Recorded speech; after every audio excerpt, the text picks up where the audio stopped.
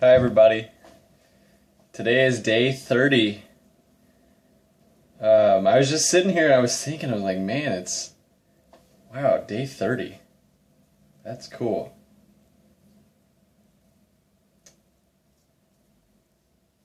Today I want to talk a little bit more about the body image conversation, and just some things that I've noticed about just about sharing my experience in general. It's really interesting to be with, like, in my self-image in my mind. I feel like I share myself really well. But I notice, like, what I share really well a lot of times is my ideas, my knowledge. I'm not always as forthcoming with, like, sharing myself, sharing my like expressing emotions. Usually, like, I'm, like, held together, at least as best I can, and sometimes, even inside of, like, being wound really tight, like dealing with anxiety a lot, a lot of, like, self-consciousness, stuff like that. So it's just like a new layer of, like, how good this is for me, and I really, I'm really seeing just, like, a lot of benefits from this in my life. So the body image thing. That's kind of all I had to say about that. The body image thing is really something, because especially right now that I'm in a lot of pain, my mobility is, like, starting to come back, but it's still, there's still definitely some pain going on. I feel like a lot of it is, a lot of my experience is being integrated right now, and just really writing, like, really rewriting, my story about my body and body image.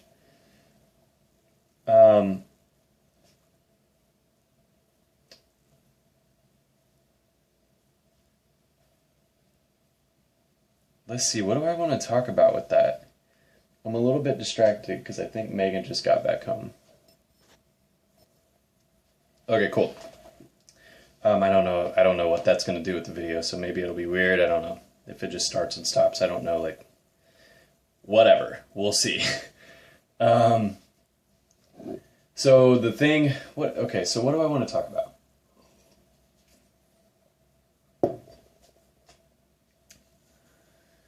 What do I want to share? What story?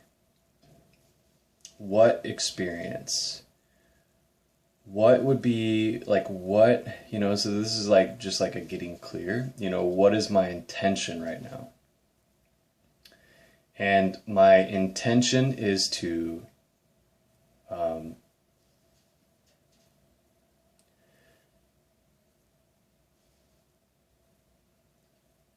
provide an access into empathy and compassion for self through sharing stories, past experiences, what I've discovered about those narratives, how it's supported me in my process towards fulfillment, in a way that really provides something of value to myself and to anyone whom is watching this video.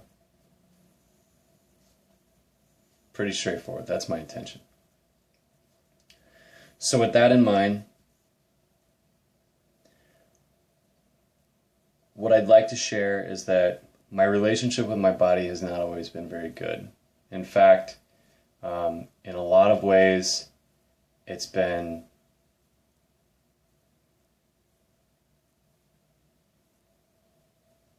self-destructive.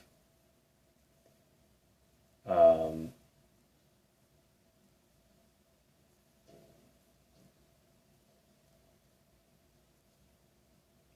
Painful, diminishing, self-deprecating, and like inconsiderate, and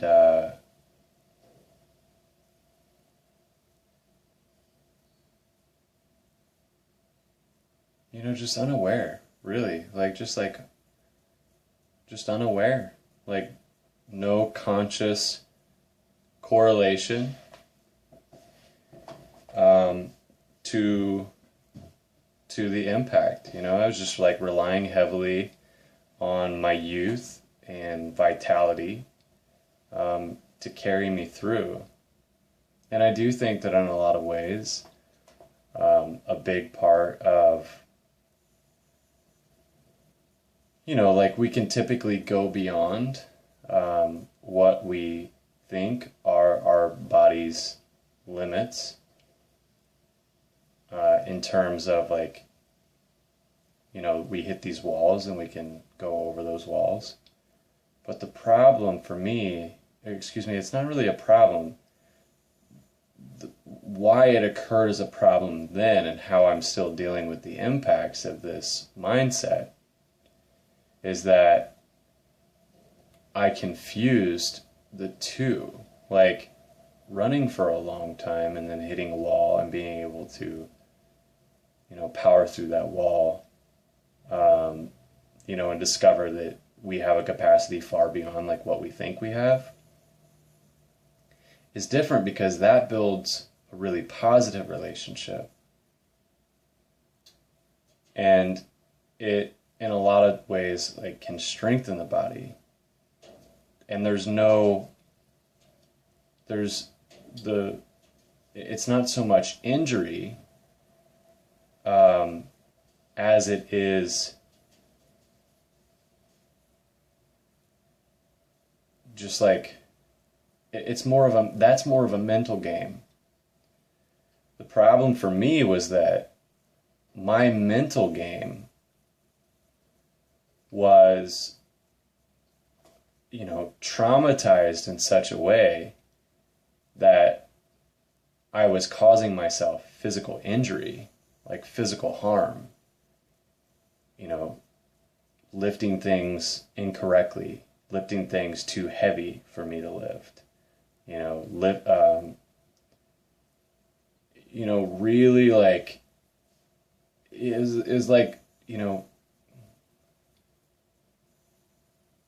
it's kind of like the equivalent of like cutting your hand off, with a machete to say like, look how tough I am. It's like you lose your hand in that. It's not really, it's not really worth it. Whereas like if you see how many pull-ups you can do, it's a little bit different,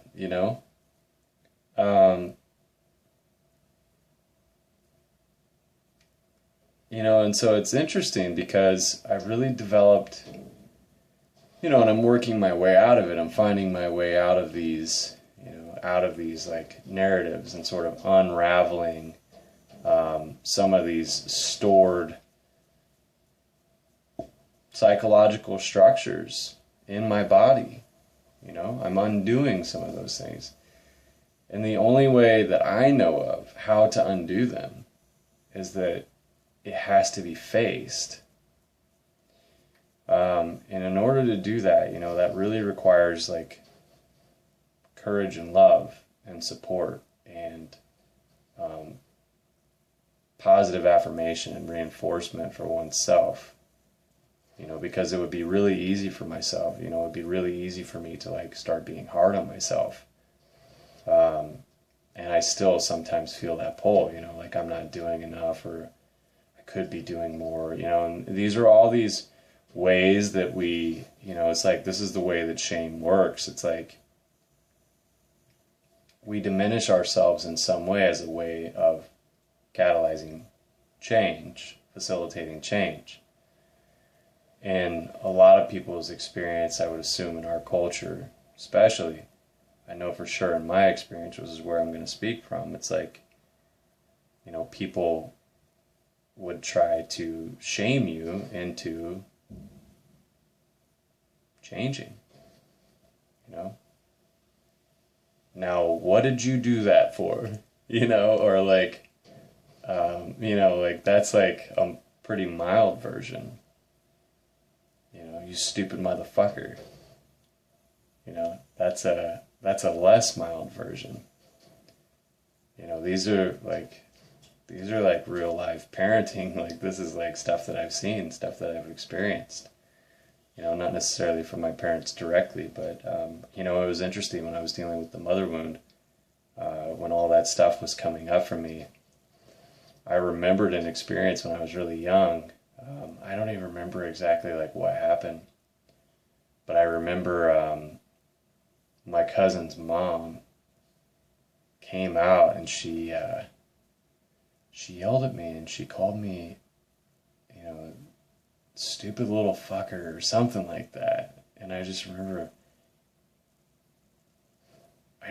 like being confused and like really hurt, just like, what, and then immediately got angry because it was like I felt powerless. I felt like there was nothing I could do, and it's like, in a lot of ways, like that's what anger provides, in terms of like its usefulness, is it allows us to like feel power when there's a sense of like powerlessness. But to really address that powerlessness is the important part if we want to like get outside of these cycles of anger, because that's really what's missing. But as a little kid, I didn't have those kind of resources. So anyways, like,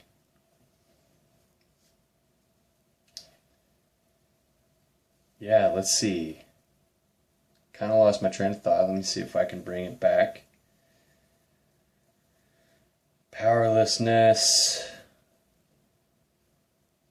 mother wound, stored emotion,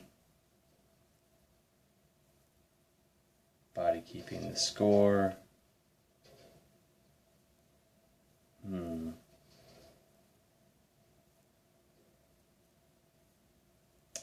Powerlessness. Oh, narrative. Okay, so, the narrative is like, I'm not strong enough. So I, in a lot of ways, like overcompensated to feel a sense of like feeling strong enough. And so it's like what there is to address for me is really addressing the, that part of myself that feels weak. It's like it really needs love and support and attention in order to like grow that part up. It's like the only way that I know of to really alter these kinds of narratives is facing them directly and addressing some of the core wounds. And as far as I can see, and as far as I have seen, almost all of these are psychological in origin. They're certainly psychological in origin for myself. So undoing them really takes some time, and it really takes some practice, and it really takes a whole lot of compassion. A whole lot of like understanding that it's like, yes, this is my creation, and look at the circumstances that created, like that caused and impacted me to create under this kind of, like pressure and conditions. And what a really powerful thing that is, simply that we have that capacity to do that, that's like, we can't help but not do that. So, why not harness that power and navigate that in such a way that we're doing it consciously, because that is like, you know, that's a real path to freedom. It's like when you are writing your story as you go and you're consciously choosing and creating, you know, narratives that support, you know, and honor who you are as, you know, a benevolent being, a divine being, a sentient being, whatever kind of being you want to call it. So, you know, like a miraculous being. Like, it's really miraculous that we're here in this way. And, you know, that's what I want to do. Like, that's what I really want to do.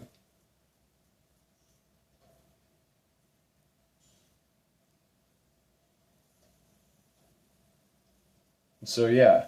So I'm not to a point yet where I'm ready to make um, any new commitments or take any new actions in this realm, but, you know, I feel myself getting close. The important part is to just like really be upfront and honest about, you know, how my experience is like showing up, and you know, articulating that to the best of my ability. So we're at 16:35. I think I'm going to call that good. I'll probably continue more on this topic maybe tomorrow or sometime in the future. Something that I do want to do is write down some points to bring into these videos. I think that would really help me like stay on track, at least in the beginning. So that's it. So thank you guys very much. Yeah, I hope you have a wonderful night or day or whatever. You know, take care. Peace.